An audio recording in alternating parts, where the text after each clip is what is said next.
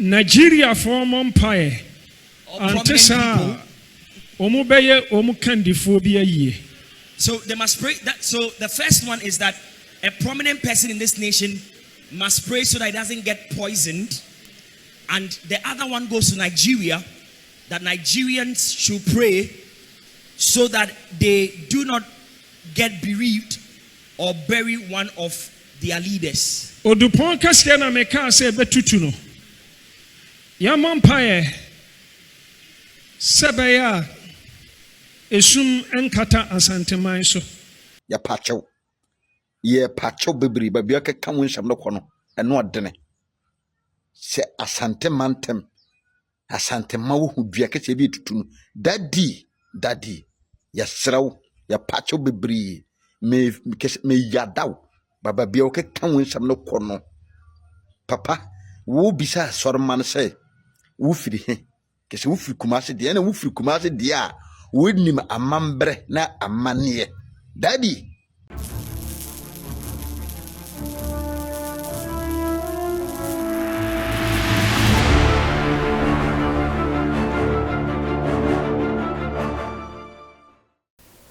Memoir kwaba eba Skeleton Man TV. So Skeleton Man TV ana wuhwe. So when your first time any abomodian subscribe.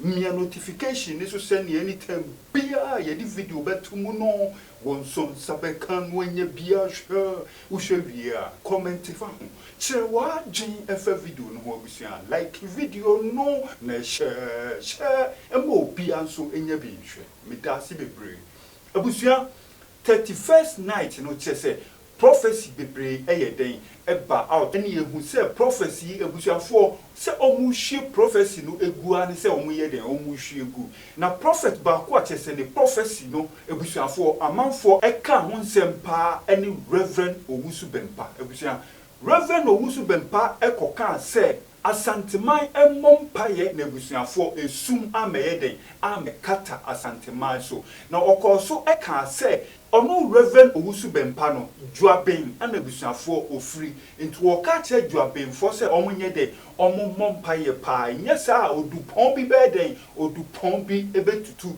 oma mompaye a chese ohene kasie bi ebeden obeda ni benkum so ebusua ohene kasie bia so eni dwaben eka dwaben man hene honko a ebusua ono ko a ene ohene kasie a oyede owo dwaben mamu etise Rev Owusu Bempah eka se ohene kasie bi ewo dwaben obeda ni benkum so a enye obia ana oyede wo kasa kire no na emomu no dwaben man hene ana oyede o kasa kire no sansemu a chese Rev Owusu Bempah edi betu dwa no eno ana Asibi Tanko ebusuafo osi debi Rev Owusu Bempah sansem kan we die emfa ma Asanteman so emfa ma Asanteman so kra ye hia prophecy bi say kra ye hia bi kra osi Rev Owusu Bempah oso ye asanteni so oso ye asanteni dia ene wonim amamre ene amane eti se wonim dia ene o se odi fa kwan ye den e fata so na nye se obekwa akogina wa sorry dem no akeka nsem bi say ebusua Asibi Tanko wo kansam etimu de mumie nkoi ni enkotie no Nigeria form empire. Antesa omubeye omukandiphobia ye. So they must pray that. So the first one is that a prominent person in this nation must pray so that it doesn't get poisoned.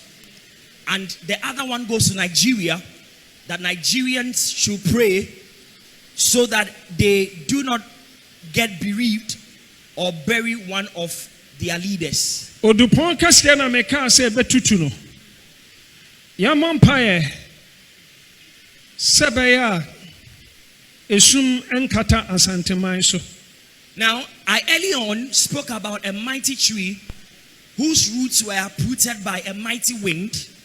Now, going back to that, I'm going to say that let us pray so that darkness will not cover the Ashanti region.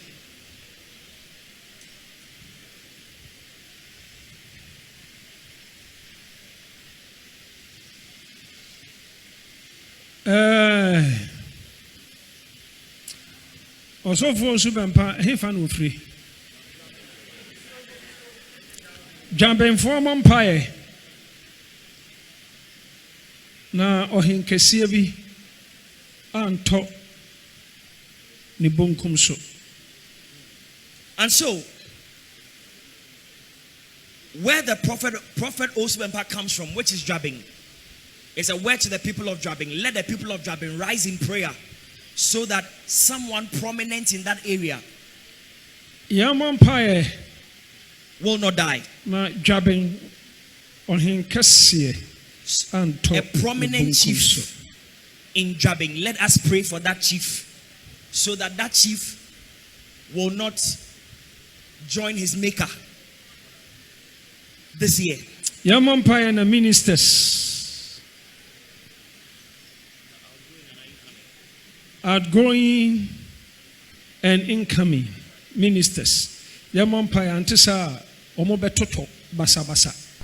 Now, let us pray for our ministers, both outgoing and incoming.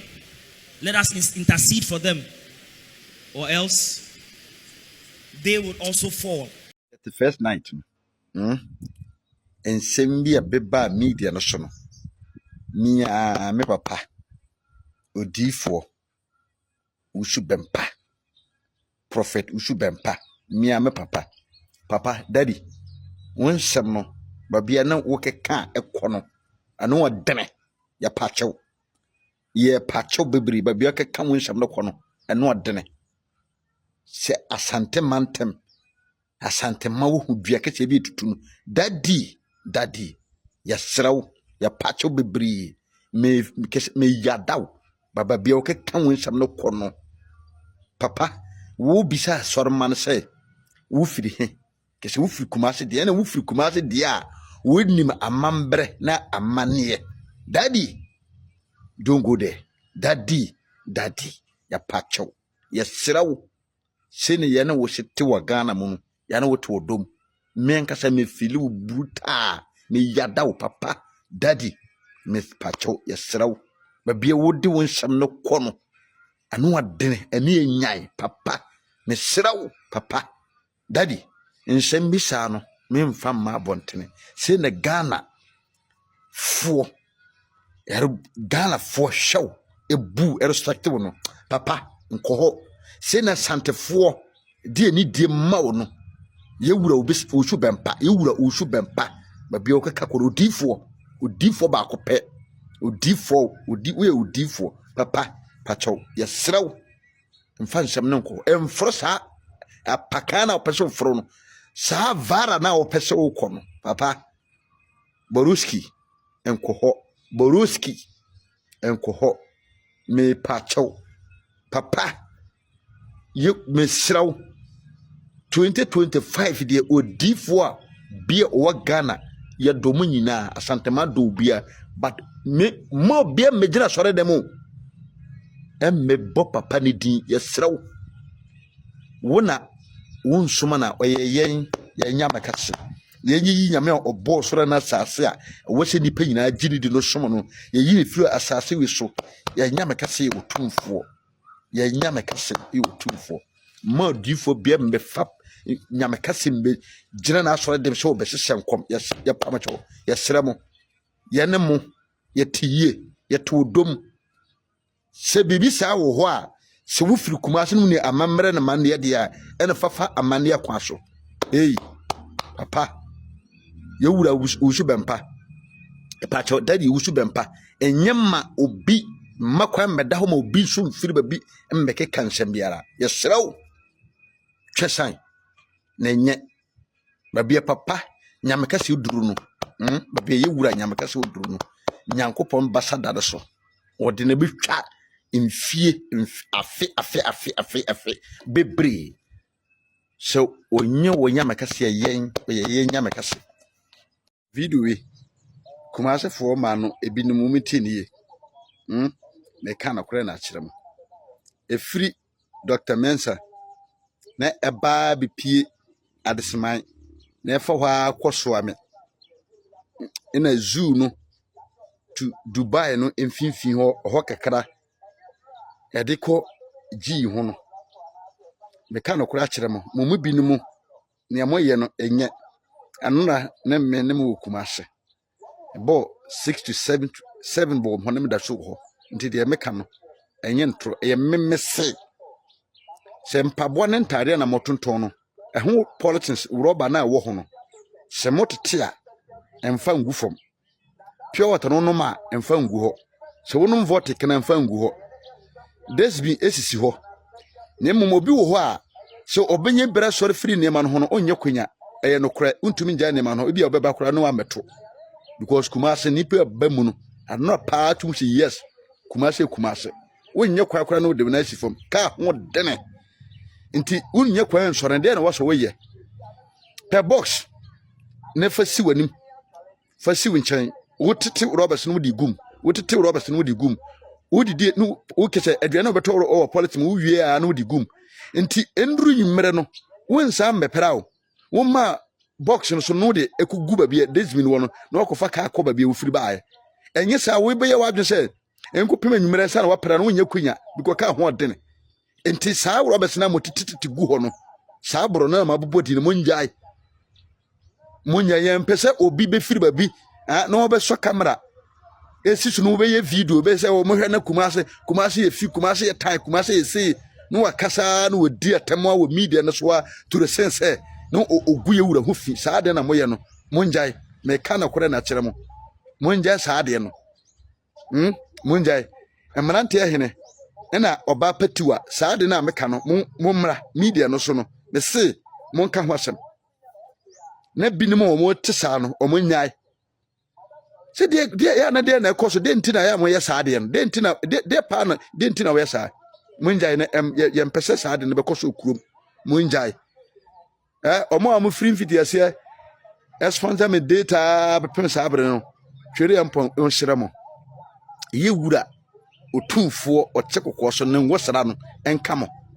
monkoso na mommoa na ye be koso bo adwuma pa awa Asanteman ha ye be koso ka no kore awa Asanteman ha wo a wonse ne me data da so se ne bra na Awurade Nyankopon be sra ho na otumfo ngosara e be kan wo obusia ene Asibi Tanko ana busuafo motene kano ne nsemu a odi abai edian ana wo kafa ho comment section honum ne che wa adwen efa ne nsemu no ho hadum eye Skeleton Man TV me see a top for more ye de bebre won say we your first time more ene obomodin subscribe me notification so click all no send video bia ye de betum no won so sabekan won ye bia hwe me dasi bebre